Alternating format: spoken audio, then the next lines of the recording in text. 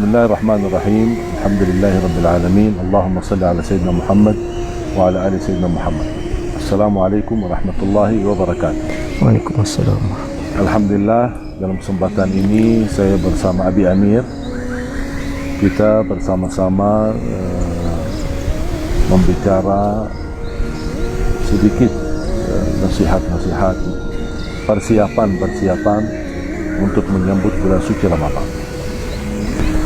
Abi, saya pernah baca dalam satu hadis,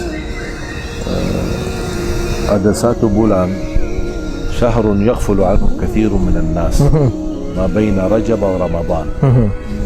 Ada satu bulan terjepit antara Rajab dan Ramadan, cukup banyak orang yang melalaikannya. Benar. Itu yang dimaksud bulan Sya'ban. Bulan Sya'ban. Dan saya pernah baca bulan Sya'ban yusamma Syahrul Qurra. Bulan Sya'ban disebutkan sebagai bulan Al-Qurra. Apa maksudnya Al-Qurra? Orang yang selalu membaca Al-Quran, Ahlul Quran lah. Berarti saya mengambil makna membaca dan memperhatikan Al-Quran bukan hanya di bulan Ramadan. Benar. Tapi mulai dari bulan Sya'ban.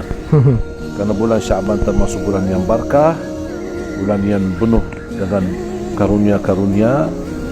Di antaranya ulama as-salafus salih, orang-orang terdahulu kita selalu memperhatikan Al-Quran mulai dari bulan Sya'ban, supaya mereka sudah terbiasa mengkhatam berkali-kali dan juga sudah terbiasa memberi perhatian kepada Al-Quran sebelum masuk ke Ramadan.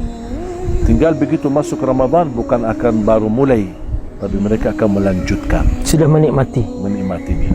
Sedangkan banyak zaman sekarang bisa masuk Ramadan bahkan sampai habis Ramadan, tapi sayang sekali tidak dapat mengkhatam Al-Quran ataupun membaca Al-Quran walaupun sedikit.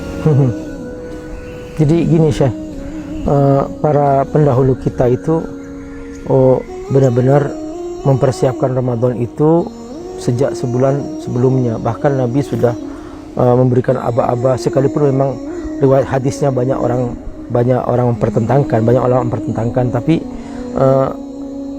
tanda-tanda ini memang sudah kelihatan gitu, bahwa Rasulullah menyampaikan khutbah, qad adallakum syahr Ramadan syahrul mubarak, telah nampak rindangnya Ramadan, dan ini khutbah disampaikan Nabi sebulan sebelum Ramadan. Jadi itu sudah di awal bulan Sya'ban sudah Nabi sudah memberikan aba-aba kepada para sahabatnya, ayo kita bersiap-siap, jangan sampai kita tidak kebagian keberkahan Ramadan.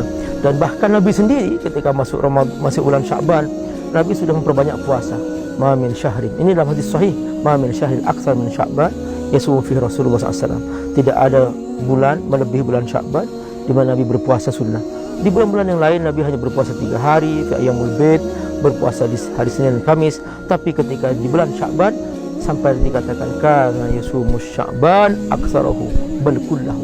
Nabi berpuasa di bulan Sya'ban, puasa sunnah, mayoritas bulan Sya'ban atau bahkan hampir semua bulan Sya'ban Nabi berpuasa, karena di akhir Sya'ban itu disebut ada hari namanya hari Ragu.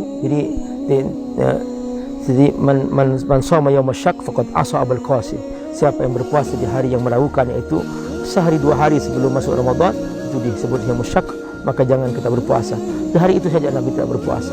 Begitulah. Masalah syak belum memastikan isbat. Iya. Kemungkinan besok Ramadan atau lusa Ramadan. Benar. Lebih baik 2 hari terakhir itu jangan dipuasa. Benar, iya. Ya, supaya kita menghindari dari larangan Rasulullah SAW hari yang kita masih ragu-ragu, benar, belum iya, memastikan isbatnya. Jadi sangat luar biasa Nabi mencontohkan persiapan itu, dan sangat luar biasa pula para sahabat juga berlomba-lomba beramal soleh, dan juga kisah-kisah para ulama. Para ulama itu, ini ulama hadis, ulama fikih, ulama tafsir, mereka itu minta izin ke murid-muridnya. Itu sudah sejak bulan Sya'ban sebelumnya itu mereka sudah minta izin, sudah siap-siap masuk bulan Al-Quran, kami akan khususkan untuk Ramadan, maka kami mohon maaf kami tidak bisa melakukan pengajian. Ini pengajian hadis, pengajian tafsir, pengajian fikih, mereka semuanya izin. Makanya ketika kami baca sejarah para ulama hadis, para ulama fikih, Jadi kita nggak heran kalau Imam Syafi'i sampai mengkhatamkan di Ramadan 60 kali khatam, dan memang karena mereka mengkhususkan diri untuk Al-Quran di bulan Ramadan itu. Jadi seperti yang Syekh ceritakan bahwa punya pengalaman, kita saja yang hidup di zaman ya sudah sedikit keberkahan masih bisa menghatam Quran selama 10 jam gitu kan. Imam Syafi'i apalagi hidup di zaman berkah, hidupnya berkah, ilmunya berkah, semuanya berkah, maka Allah mudahkan untuk menghatamkan sehari 2 kali. Itu tidak mustahil gitu. Bahkan ketika Abi membaca kisah-kisah para ulama sebelumnya, Abi sempat membuka namanya kitab Tahdzibul Kamal karya Imam Al-Mazzi, dan di situ para perawi hadis dikisahkan tentang gimana akhlak mereka dengan Al-Quran di Ramadan. Abi pernah membaca kisah Imam Ad-Dhuhak. Beliau mengatakan bahwa kuntu usabiqu Syafi'i, aku ingin berlomba seperti Imam Syafi'i membaca Quran. Fa aqra'u Quran fi Ramadan, aku membaca Quran di Ramadan. Fama khatamtu illa 59 khatmah, ternyata aku hanya mampu menghatamkan 59 kali khatam. Lalu kemudian kata Imam Ad-Dhuhak, mungkin aku kurang sungguh-sungguh. Begitu masuk Ramadan berikutnya dia mencoba lagi, ingin menghatam 60 kali, ternyata enggak berhasil. Lalu ternyata dia hanya mampu menghatamkan 59 kali khatam. Setelah berkali-kali mencoba, Imam Ad-Dhuhak mengatakan, la'allallah ta'ala khusus dzalika lisyafi'i. Jangan-jangan hanya Imam Syafi'i yang mampu 60, aku hanya mampu 29 kali khatam. Artinya apa? Ulama hadis berlomba-lomba semuanya. Mereka meninggalkan minta izin ke murid-muridnya untuk mengkhususkan dengan Al-Quran sampai menghatamkan 59 kali khatam, 60 kali khatam. Seperti ini mereka mempersiapkannya. Ternyata sejak sebelum Ramadan, sebulan Sya'ban mereka sudah mempersiapkan dengan sungguh-sungguh, sampai akhirnya masuk Ramadan mereka sudah maksimal. Ini yang bisa dikatakan ulama yang sudah mempersiapkan diri. Sedangkan ulama ini sepanjang harinya, sepanjang tahunnya, sepanjang umurnya berisi kebaikan, isi ilmu, isi. Gimana kira-kira kita orang yang isi setiap hari dosa, maksiat, kemungkaran? Ya Allah. Berarti kita lebih pantas mempersiapkan diri. Benar. Rasulullah SAW mencontohkan di bulan Sya'ban, Rasulullah SAW hampir di beberapa riwayat, hampir kata Rasulullah SAW disebutkan sambil sempurnakan puasa di bulan Sya'ban, sampai hampir sempurna. Iya. Saking seringnya puasa Rasulullah SAW di bulan Sya'ban. Ini Rasulullah sudah mencontohkan untuk berpuasa di bulan Sya'ban, untuk mempersiapkan diri supaya tidak kaget. Kita ini Rasulullah sudah istilah manusia yang termulia, manusia yang teragung, begitu menunjukkan contoh yang baik. Bagaimana diri kita sendiri? Sampai kata Siti Aisyah radhiyallahu anha, karena sepanjang tahunnya dia mengurusi Rasulullah SAW, urusi rumah, urusi keluarga. Kata Siti Aisyah, saya juga mengganti puasa di bulan Sya'ban. Ketika dia qada masih ada hutang yang belum terbayar di bulan Sya'ban. Sedangkan ada banyak jemaah suka malas, nunda qadanya, mungkin karena hamil, dia masih tidak berpuasa ketika dia hamil, atau karena dia menyusui anaknya, atau karena dia misal karena sakit di Ramadan sebelumnya, banyak ada hutang-hutang yang belum terbayar. Makanya ketika dia masuk Sya'ban semestinya dia bersungguh-sungguh untuk membayarnya, tapi ternyata dia tidak membayar sampai kehabisan Sya'ban dan masuk Ramadan. Ini gimana bisa kita mengingatkan? Siti Aisyah aja, istri Rasulullah, dia berkata, aku bersungguh-sungguh memperkesempatan untuk ganti dan qada di bulan Sya'ban. Apa yang nasihat yang kita bisa sampaikan kepada jamaah yang suka menunda-menunda gara-gara malas sampai kehabisan waktu dan sampai masuk Ramadan berikutnya? Jadi ini Syekh, seharusnya mereka tidak boleh melalaikan ibadah ini. Ini ibadah wajib ya, ini rukun Islam. Dosa besar kalau kita mengabaikan rukun Islam. Bahkan bisa digolongkan termasuk ciri orang munafik ketika mereka mengabaikan rukun Islam. Jadi ketika para sahabat menggambarkan bahwa siapa yang tidak mau pergi haji padahal dia mampu, lalu dia mati tidak melaksanakan ibadah haji dengan maksud melalaikan, falyamut maitatal yahudi wal nasraniyah, kematiannya sama dengan Yahudi dan Nasrani. Sama semua rukun Islam, jangan dibeda-bedakan. Makanya Abu Bakar mengatakan, la uqatilanna man farraqa baina sholati waz zakah, aku akan perangi orang yang membedakan antara salat dengan zakat. Jadi juga termasuk puasa Ramadan, jangan sekali-kali mengabaikannya. Wahai kaum ibu terutama, benar Anda diberikan dispensasi ketika hamil karena tidak mampu, ketika menyusui tidak mampu, tapi jangan jadikan alasan untuk kemudian tidak membayar lalu menganggap mudah. Mungkin Anda yang punya uang, Anda bisa membayar dengan membayar fidyah, tapi jangan dianggap remeh. Tetap wa antasumu khairul lakum, kata Allah, membayar puasa tetap lebih baik. Tetap Allah utamakan membayar puasa itu. Jangan sampai menganggap bahwa ini masalah remeh. Tidak. Ayo kita bersungguh-sungguh memuliakan ajaran Allah. Jangan sampai meremehkan ajaran Allah, karena yang paling berbahaya bagi orang yang mengaku beriman adalah ketika dia meremehkan. Kalau kita tidak mampu, ada uzur yang Allah ampuni. Jadi faman kana minkum maridan aw ala safar fa itu min ayamin ukhra. Allah kasih dispensasi ketika ada uzur yang syar'i, tapi bukan uzur yang dibuat-buat. Ingat, Allah Maha tahu, tidak bisa kita berbohong kepada Allah Subhanahu wa taala.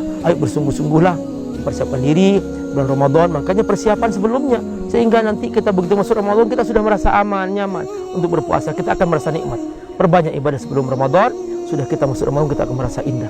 Seperti seorang petinju, Syekh. Nggak bisa kalau kita langsung mau masuk ke ring tinju tanpa ada persiapan sebelumnya. Itu para petinju 6 bulan sebelumnya mereka latihan, lari, pernafasan, dia untuk masuk ke ring tinju. Ketika masuk ke ring tinju, dia mampu melawan lawannya. Tapi ketika tanpa persiapan, dia masuk ke ring tinju sekali pukul KO. Nah, banyak orang ketika masuk Ramadan, dia sudah jam 10 pagi sudah nggak kuat sih. Dia sudah kelaparan. Bahkan banyak yang siang hari, banyak warung-warung pakai hordeng sih, hanya untuk melayani orang-orang yang tidak berpuasa. Padahal dia sudah sahur tadi pagi bersama istrinya. Sampai di kantor, dia cari warung, dia makan siang. Disangkanya itu masalah kecil, itu dosa besar itu. Jangan diabaikan itu masalah puasa. Jangan dianggap aku bayar nanti setelah Ramadan. Bukan masalah membayarnya. Ketika Anda tanpa uzur meninggalkan puasa Ramadan, maka itu dosa besar, sekalipun Anda membayar setelah Ramadan. Jadi termasuk kesengajaan ya. Dengan kesengajaan, ya. Meninggalkan perintah. Makanya kita harus berhati-hati, jangan sampai kita termasuk orang-orang yang meremehkan.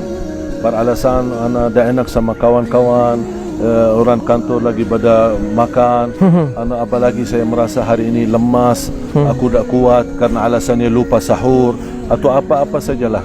Makanya kita berkesempatan demi menjadi lebih baik. Semua kita termasuk saya, masuk Abi Amir juga ya, masih banyak kekurangan kami, masih banyak dosa kami. Tapi ketika ada kesempatan kita mampu memperbaiki, terus kita segerakan. Ini kesempatan bulan Syaban, tidak lama lagi akan menyambut bulan suci Ramadan. Kita harus memiliki persiapan dari awal. Ada niat baik, tingkat yang baik, ada sungguh-sungguh, terus memperjuangkan diri menjadi lebih baik. Karena kalau kita ingin dari Allah Subhanahu wa taala pahala, balasan, diijabah hajat kita, dan Allah anugerahkan nikmat-nikmat yang luar biasa, kita harus menjadi hamba yang luar biasa. Tapi jangan jadi hamba yang biasa-biasa saja, tapi minta sama Allah yang luar biasa. Itu tidak adil. Makanya kita harus yang luar biasa agar dapat dari Allah yang luar biasa dunia dan akhirat. Masya Allah. Semoga Allah berkahi Anda semua, dan semoga kita terus bersemangat untuk menjadi ahlul Quran, menjadi ahli ibadah, mencintai salat, mencintai tahajud di bulan Syaban, agar memiliki persiapan mental, kekuatan lahir dan batin menyambut bulan Ramadan menjadi enteng dan semuanya lancar, semuanya mudah, dan semuanya insya-Allah diridhai Allah Subhanahu wa taala. Dan semoga amal ibadah kita semua diterima di sisi Allah, tidak ada di antara kita yang sia-sia. Semoga pertemuan ini saya sama Abi Amir mengucapkan terima kasih, jazakumullahu khairan. Semoga bermanfaat. Sampai bertemu di video berikutnya. Mudah-mudahan insya-Allah sama-sama mendapatkan keberkahan dari Allah Subhanahu wa taala. Jazakumullahu khairan. Akhirul kalam. Subhanakallahumma wa bihamdika asyhadu an la ilaha illa anta astaghfiruka wa atubu ilaik. Assalamualaikum warahmatullahi wabarakatuh.